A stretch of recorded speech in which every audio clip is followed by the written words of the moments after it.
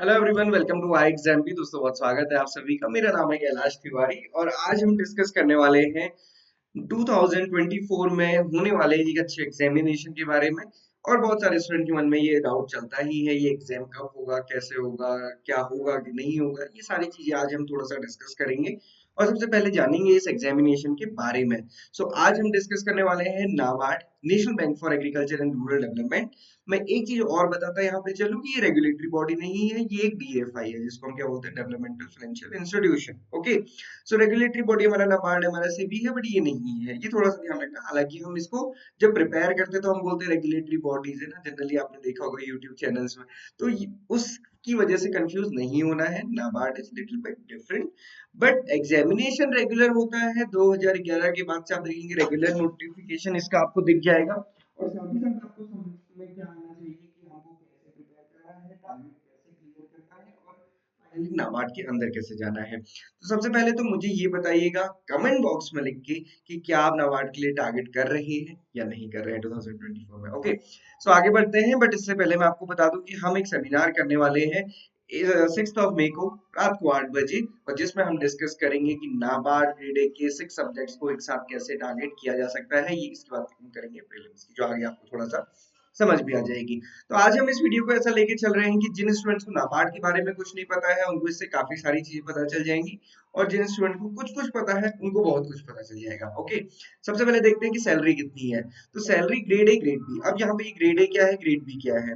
तो जो हमारी ज्वाइनिंग होती है या फिर हम कहते हैं कि नाबार्ड में जो रिक्रूटमेंट होती है उसका जो स्टार्टिंग लेवल होता है वो ग्रेड ए होता है, जिसको असिस्टेंट मैनेजर कहा जाता है। उसके बाद प्रमोट होके मैनेजर बनते हैं, और कई बार क्या होता है कि ग्रेड बी की डायरेक्ट रिक्रूटमेंट भी आती है। यहाँ पे सैलरी डेफिनेटली बहुत अच्छी है, और ये जो सैलरी है ये अभी 11th बाइपर्टाइट सेटलमेंट के अकॉर्डिंग है। मतलब कि क्या होता है, बैंक्स में हर 5 साल में वेज रिवीजन होता है।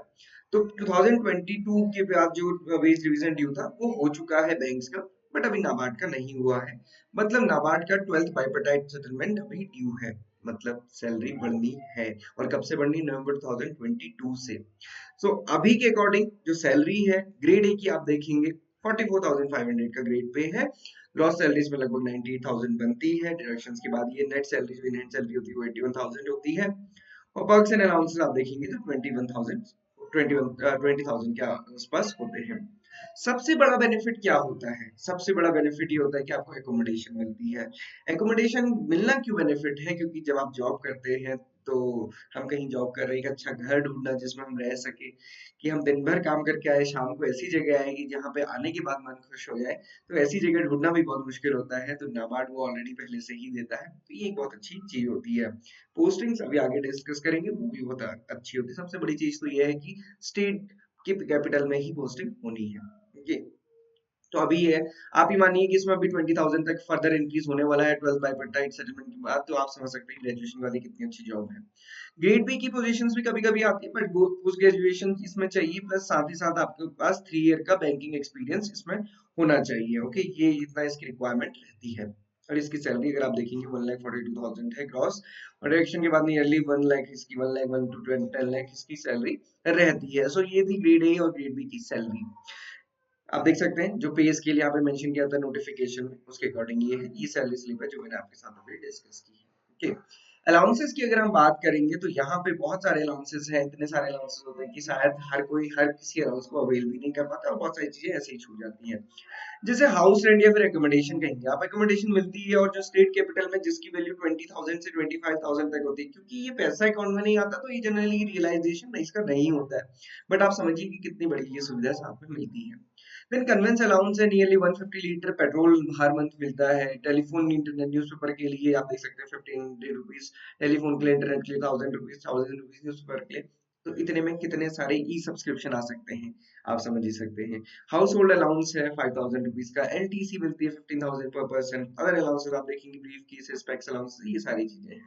ओके, देन इसके साथ साथ फर्नीचर अलाउंस जो मिलता है, ये चीजें वेज रिवीजन के साथ रिवाइज भी होती रहती है, कोई दिक्कत नहीं है। जब आप देख सकते हैं जब सैलरी इतनी अच्छी है तो डेफिनेटली अलाउंसेस भी अच्छी है।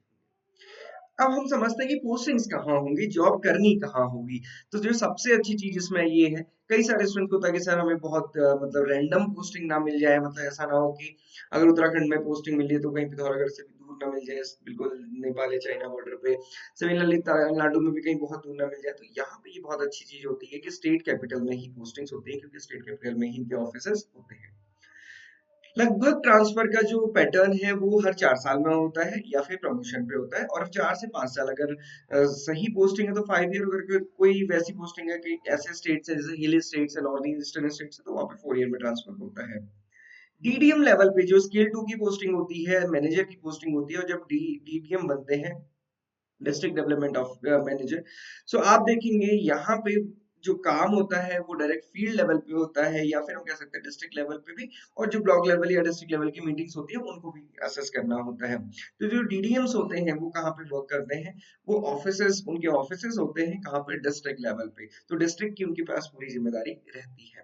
ओके, अब ये तो सारी चीजें ठीक थी, बट क्या मैं एलिजिबल हूँ इस एग्जामिनेशन के लिए, ये थोड़ा समझना है। तो आप देखेंगे जब भी नोटिफिकेशन आता है, क्योंकि ये नोटिफिकेशन इस डेट में आया था, आप देखेंगे जिस मंथ में नोटिफिकेशन आता है उस डेट तक, नोटिफिकेशन की डेट या उस मंथ की फर्स्ट डेट तक, आप 21 से 30 ईयर के बीच में होनी चाहिए, ये एलिजिबिलिटी होती है। दूसरा जो एकेडमिक क्वालिफिकेशन है, एजुकेशनल क्वालिफिकेशन है, उसमें आप देखेंगे इसमें जो जनरल स्ट्रीम होती है नाबार्ड की, किसी भी डिग्री में, आप कोई भी डिग्री किसी भी सब्जेक्ट में हो, सारी इसमें मान्य होती है, चाहे आप बीए है, चाहे बीए एमएस है, इवन एमबीबीएस है। अभी तक हमने एमबीबीएस के स्टूडेंट तो नहीं देखे, बट बीएमएस के स्टूडेंट नाबार्ड में हमने देखे हैं इंटरव्यू लेवल तक। ओके, कॉमर्स है, आर्ट्स है, साइंस है, इंजीनियरिंग है, एग्रीकल्चर है, कोई सा भी बैकग्राउंड है, लॉ है, कुछ भी है, आप जनरल में सारे ही स्टूडेंट एलिजिबल होते हैं। देन उसके बाद लैंड डेवलपमेंट, सॉइल साइंस, जो स्पेसिफिक ब्रांचेस आती है, तो इसमें स्पेसिफिक सब्जेक्ट से बच्चे एलिजिबल होते हैं।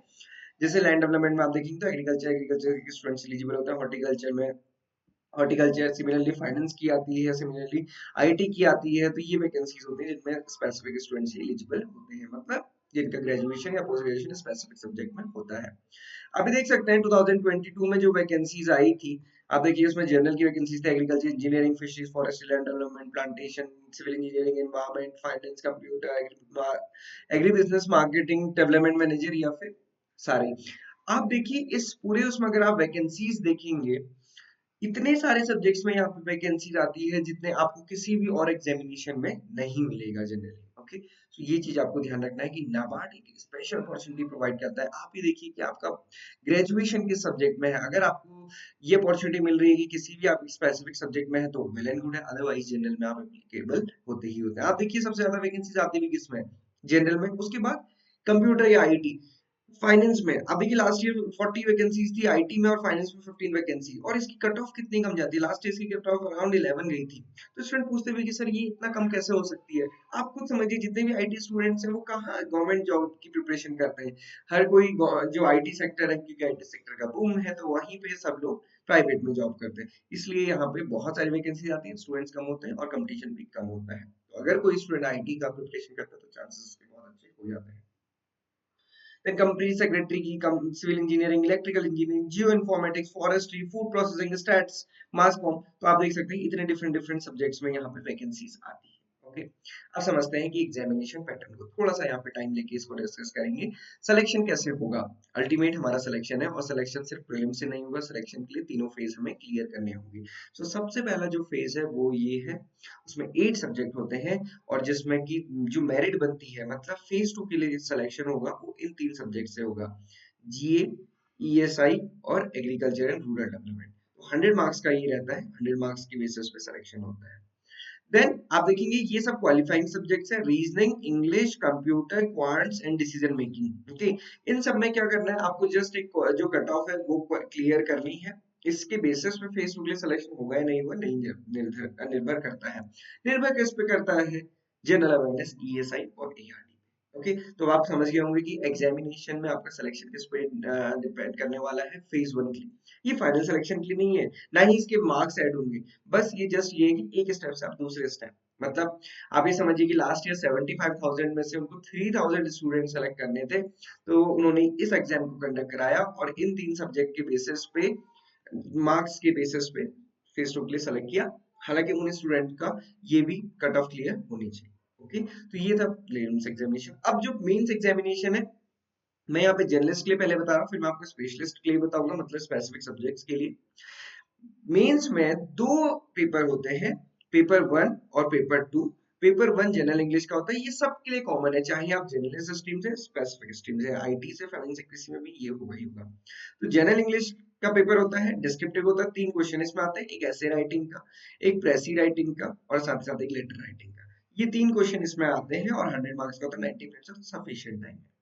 जो दूसरा पेपर होता है जर्नलिस्ट के लिए, ईएसआई एंड ईआरडी का होता है, जिसमें ऑब्जेक्टिव क्वेश्चन 30 होते हैं 50 मार्क्स के, और 6 क्वेश्चन होते हैं डिस्क्रिप्टिव के 50 मार्क्स के। बट इन 6 क्वेश्चन में से केवल 4 क्वेश्चन आपको करने होते हैं, मतलब आपके पास एक ही क्वेश्चन की चॉइस है। 15 मार्क्स के 2 क्वेश्चन करने हैं, 10 मार्क्स के 2 क्वेश्चन करने हैं। ओके, सो ये डिस्क्रिप्टिव के लिए है, 90 मिनट्स इसके लिए दिया जाता है। ट्रस्ट में ये टाइम बहुत कम होता है, जैसे यहाँ पे बहुत कम टाइम है। आप देखिए 200 क्वेश्चंस प्रीलिम्स में आपको 120 मिनट्स में करने हैं, मतलब 1 मिनट से भी कम टाइम है हर एक क्वेश्चन के लिए। अब आप समझ सकते हैं कौन सी चीज में कितना टाइम लगता है, इवन जो एआरडी ईएसआई उनके पढ़ने में कितना टाइम लगता है। तो इसलिए यहाँ पे थोड़ा सा देखना, टाइम का गेम भी यहाँ पे बहुत बड़ा होता है। अब अगर हम बात करें स्पेशलिस्ट की, अगर आप आईटी से हैं, अगर आप फाइनेंस से हैं, या फिर आप एग्रीकल्चर से हैं, तो आपका क्या एग्जामिनेशन पैटर्न होगा फेज टू में। पेपर वन तो हो गई, पेपर टू में ईएसआई और एआरडी की जगह आपका अपना सब्जेक्ट रहेगा। ओके, यहाँ पे सब्जेक्ट, अगर आप आईटी है तो आईटी के ही 30 ऑब्जेक्टिव क्वेश्चन और डिस्क्रिप्टिव क्वेश्चन रहेंगे। अगर आप एग्रीकल्चर से तो एग्रीकल्चर के ऑब्जेक्टिव क्वेश्चन और एग्रीकल्चर के डिस्क्रिप्टिव क्वेश्चन, ये यहाँ पे रहता है। और इसके मार्क्स, ये 200 मार्क्स का होता है, 100 मार्क्स का ये पेपर हो गया, 100 मार्क्स का ये पेपर हो गया।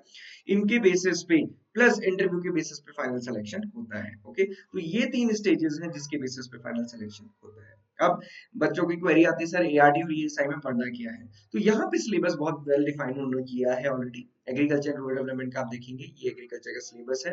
और मैं अगर आपको बताऊं, ये एग्रीकल्चर का सिलेबस तो है, बट ये बीएससी एजी का सिलेबस नहीं है। तो बच्चे क्या करते हैं, जनरली बीएससी एजी की किताबें पढ़ने लग जाते हैं, बीएससी एजी के नोट्स पढ़ने लग जाते हैं। तो मैं आपको ये मेरी हम्बल रिक्वेस्ट है, बहुत सारी कोचिंग गुमराह करती है, क्योंकि वो खुद ही गुमराह है, तो उनको क्या, उनको कैसे पता चलेगा। आप ये देखिए, इन्होंने सारे सब्जेक्ट्स का थोड़ा थोड़ा पार्ट यहाँ पे दिया हुआ है, सो दैट कि आपको एक बेसिक अंडरस्टैंडिंग हो जाए। बीएससी एग्रीकल्चर में ये सारी चीजें हम नहीं पढ़ते हैं, या अगर पढ़ते भी है तो 4 साल में, मतलब 8 सेमेस्टर में पढ़ते हैं। तो आप 8 सेमेस्टर थोड़ी पढ़ने वाले हैं यहाँ पे बीएससी जी के। तो ये चीज आपको समझना है, और साथ साथ रूरल डेवलपमेंट का भी पार्ट है। और उससे भी बड़ी बात, यहाँ पे concept plus conceptual plus current दोनों से मिलके क्वेश्चन आने वाले हैं, और लगभग आप 50-50 इसका मान सकते हैं। सिमिलरली ईएसआई है, अभी मैं देख रहा था यूट्यूब में कुछ बच्चे दिखाते हैं कि ईएसआई की प्रिपरेशन करनी है, कुछ यूट्यूबर्स भी, आजकल तो हर कोई यूट्यूबर है ही, और सबसे बड़ी बात क्या है, इन्फ्लुएंसर है, चाहे एग्जाम दिया ना दिया। तो वो बता रहे थे सोर्सेज ऑफ ईएसआई, इकोनॉमिक्स की जो बुक आती है इंडियन इकोनॉमी, उसको पढ़िए। क्यों पढ़िए इंडियन इकोनॉमी को, एक बार आप प्रीवियस ईयर पेपर देख लीजिए, उसके बाद आपको पता चल जाएगा इंडियन इकोनॉमी आपको पढ़नी है कि नहीं पढ़नी है। See economic and social issues are very much different from the economics. Micro economics, macro economics बहुत डिफरेंट होती है। यहाँ पे आपको जस्ट नेचर पता होना चाहिए, उसके अलावा जो हमारी इकोनॉमी है उसके बारे में आप एक भी जगह पढ़िए, आपको कोई कंसेप्चुअल टॉपिक यहाँ पे इकोनॉमिक्स का नहीं दिखेगा। तो वो चीज में आपको समझ के चलना है, सिलेबस देख के चलना है। ओके, अगर हम कट ऑफ की बात करें प्रीलिम्स की, जैसे मैंने आपको भी बताया था, प्रीलिम्स जो 2023 में हुआ था 16 अक्टूबर को, उसमें जो कट ऑफ रही थी जनरल की, आप देखिए रीजनिंग में 3 मार्क्स थी आउट ऑफ 20, इंग्लिश में 10.25 आउट ऑफ 30, से कंप्यूटर में 2.75 आउट ऑफ 20। आप देखिए कितनी कम कट ऑफ थी, कंप्यूटर डिफिकल्ट आता है। Quants 3 marks out of 20, decision making 1.5, last year भी 1.5 ही थी। 2.75 जीए में, ईएसआई में 3.5, एआरडी 4.25। अब बच्चे क्या कहते हैं, बच्चे कहते हैं सर हमने वीडियो देखी आपकी, और मुझे बिल्कुल कॉन्फिडेंस है कि सिर्फ 2 नंबर इसमें लाने, 3 नंबर इसमें लाने, एआरडी में 4 नंबर लाने हैं। बट दोस्तों, इसके बेसिस पे सिलेक्शन नहीं होगा, ये तो कट ऑफ है। आईटी के स्टूडेंट्स का शायद इसके बेसिस पे सिलेक्शन हो जाए, बट उनका भी हालांकि नहीं होगा, क्योंकि उसमें भी थोड़ी से ऊपर मार्क्स चाहिए ही चाहिए। आप देखिए 4.25 प्लस 3.25 कितना हो गया, 7.75 प्लस 2.75। आप देखिए 10-11 मार्क्स यहाँ पे बन रहे हैं। बट जो कट ऑफ थी, जो कट ऑफ थी फेज टू के सिलेक्शन के लिए जनरल की थी 46 मार्क्स। तो आप देखिए इन सेक्शनल कट ऑफ से केवल 10 मार्क्स बनते हैं, बट आपको चाहिए 46 मार्क्स। तो इसलिए सेक्शनल कट ऑफ को टारगेट नहीं बनाना है, क्योंकि टारगेट कुछ और है। कंप्यूटर आईटी में आप देखेंगे 11.50 है, फाइनेंस में 16.75 है, बाकी सब्जेक्ट्स की भी यहाँ पे दी हुई कट ऑफ कम जाती है बाकी सब्जेक्ट्स में, बट प्रीलिम्स में ही होता है, ये मेंस में नहीं होता। क्योंकि मेंस में क्यों नहीं होता, मेंस में तो आप ही का सब्जेक्ट है, इंग्लिश सभी की बराबर है, और जो दूसरा आईटी या आपका जो भी सब्जेक्ट है वो भी अगेन आपके सभी के लिए कॉमन है। इसलिए आप देखेंगे जनरल की कट ऑफ लास्ट ईयर 128.50 थी, आईटी की 113 थी, थोड़ा डिफरेंस था, फाइनेंस की 139 थी। तो इसलिए मेंस में बिल्कुल डिफरेंट चीजें हो जाती हैं। यहाँ पे डिस्क्रिप्टिव इंग्लिश, ऑब्जेक्टिव और डिस्क्रिप्टिव की भी कट ऑफ दी है, इसको आप देख सकते हैं। अगर हम जर्नलिस्ट की देखेंगे तो ये इंग्लिश में 53.25 थे आउट ऑफ 100, ऑब्जेक्टिव में 50 में से 22.50 और डिस्क्रिप्टिव में 50 में से 31 मार्क्स थे। लास्ट पेपर थोड़ा सा इजी या फिर हम कह सकते हैं मॉडरेट लेवल का था डिस्क्रिप्टिव पार्ट के लिए। पेपर इजी कभी नहीं होता, एक चीज मैं आपको बता दूं, जिस बच्चे ने एग्जामिनेशन दिया है, सिलेक्शन हुआ या नहीं हुआ, दोनों की इस बात को भली बात दी जाती है। This is the marks for the final selection after the interview. तो आप यहाँ पे देख सकते हैं जनरल की 172.75 था, कंप्यूटर के 160 और 189। तो यहाँ पे फिर डिफरेंस नहीं आता है, केवल डिफरेंस किसमें आता है, प्रीलिम्स में। क्योंकि प्रीलिम्स हम समझते हैं कि कंप्यूटर के बच्चे को ईएसआई एआरडी कितना आता होगा, तो वो बेनिफिट है बस फेस टू के, बट फाइनल सिलेक्शन आपके सब्जेक्ट से ही होना है, तो इसलिए ये मान के चलिए ऐसा नहीं है कि ऐसे ही हो जाएगा, कंपटीशन आपके पीयर ग्रुप में ही आपका रहने वाला है। नंबर ऑफ स्टूडेंट्स अप्लाइड, कितने स्टूडेंट्स अप्लाई करते हैं 2023 में, आप देखेंगे 74,000 स्टूडेंट ने अप्लाई किया था, पीयर हुए 45,000, जिसमें से नियरली 28,100 बच्चे सेलेक्ट हुए फाइनली मेंस के लिए, और फिर उसके बाद फाइनली 480 स्टूडेंट्स लगभग सेलेक्ट हुए इंटरव्यू के लिए, और फिर उसके बाद फाइनली लगभग 150 स्टूडेंट्स का सिलेक्शन हुआ। तो आप समझ सकते हैं कि 75,000 में से 150 स्टूडेंट्स में आना कितनी बड़ी बात है। सो इसलिए आपको ध्यान देके चलना है, प्रिपरेशन बहुत अच्छे से आपको समझते हुए करनी है। नाबार्ड के नोटिफिकेशन कब आते हैं किसी को नहीं पता, क्योंकि उन्होंने कोई डेट डिसाइड नहीं की, कभी भी आ सकते हैं। इससे पहले आप देखिए 2021 में जुलाई में आया, 2022 में जुलाई में आया है, 2023 में सितंबर में आया। इनका कोई मतलब नहीं होता कि 2024 में भी जुलाई में आ जाए या सितंबर में आ जाए, कभी भी आ सकता है, कोई हम नहीं कह सकते, जून में भी आ सकता है, जस्ट हो सकता है इलेक्शन का जो रिजल्ट है उसके अगले दिन ही आ जाए, हो सकता है सितंबर में आए, अक्टूबर में आए, हो सकता है जुलाई में आए, कभी भी आ सकता है। और अगर हमें कोई इनपुट मिलता है तो हम आपके साथ जरूर शेयर करेंगे, जो भी हमारे सोर्सेज है उसके।